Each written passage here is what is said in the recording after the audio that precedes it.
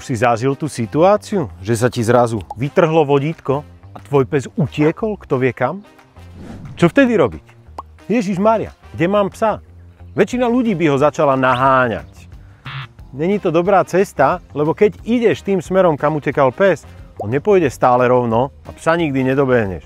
Namiesto toho zostaň na mieste, kde si sa s psom odlúčil, volaj naňho a zavolaj radšej pomoc nejakého ďalšieho človeka, ktorý pozor, ale nepôjde za psom, ale začne chodiť v takom slimáčiku, ktorý sa stále zväčšuje, lebo vtedy psovi dávaš pachové stopy, cez ktoré sa dokáže vrátiť naspäť.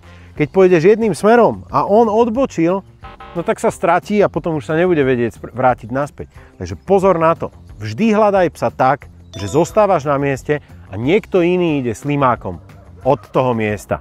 Drž sa tohto pravidla a keď sa ti aj stratí pes, tak ho rýchlo nájdeš.